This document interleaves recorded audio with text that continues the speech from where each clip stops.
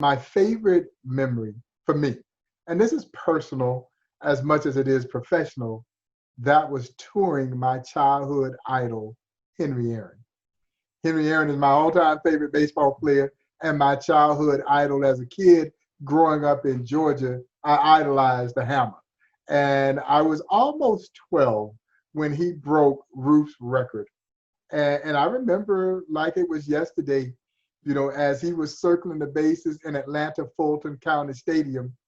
I'm in my parents' home in Little Crawfordville, Georgia, 80 miles away, and I'm circling the bases in my mother's living room, right along with my childhood idol.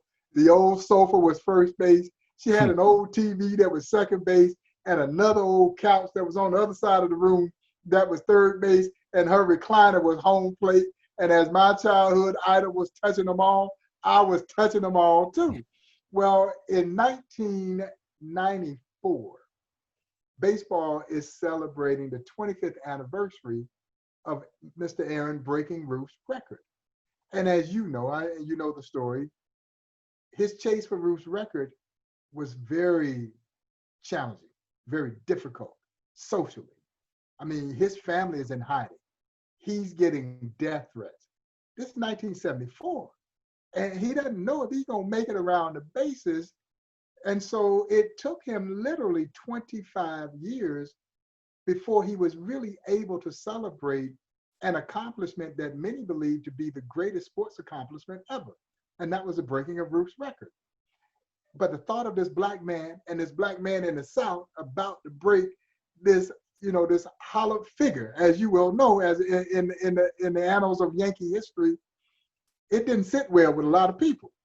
And so 25 years later, he finally gets to exhale.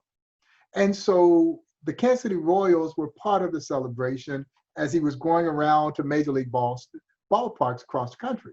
So they arranged for him to take a tour of the Negro Leagues Museum, his first tour of the Negro Leagues Baseball Museum. Well, old Buck was out of town. So guess who drew the assignment of touring Henry Aaron? Me. And I'll tell you this, James, it's the first and only time that I've ever been starstruck. So Henry Aaron and his wife, Billy, and myself, and we're walking through the Negro Leagues Baseball Museum. And I'm sharing stories with him about a piece of history that he was a part of. But he comes almost at the tail end of the Negro Leagues. So this was relatively new to him. And then we get to an area where he's featured.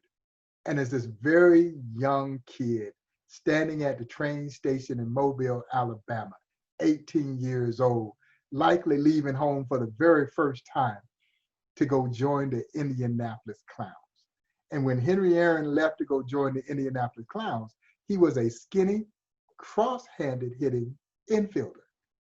And so Henry Aaron was a right-hand hitter who was hitting with his left hand on top. That's unorthodox. The fear is that you break your wrist hitting in that manner.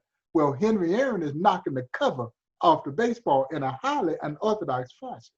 When he gets to the Clowns, they put the right hand on top, and the rest, as they say, is history. He was shortly after discovered by the Boston Braves, who would become the Milwaukee Braves, who of course would become the Atlanta Braves. Henry Aaron will go down in this sport as one of his all-time greatest players. But his roots began in the Negro Leagues, 1952, with the Indianapolis Clowns. Yeah, it's an incredible story. And, Hank Aaron, think about him, like he was just consistent his whole career. Like he just played like 24 years and just, I don't think he was ever hurt and just consistently put up the same great numbers, hit home runs, even, late 30s, early 40s. Yeah. Probably one of the most complete type of careers you can have. Absolutely. And I tell people all the time, and you've probably seen this stat float around out there, you take away all 755 home runs, and the man still has over 3,000 hits.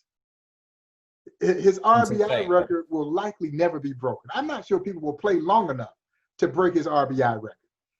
And so his total base numbers and all these things, you're right. He was an absolute pillar of consistency.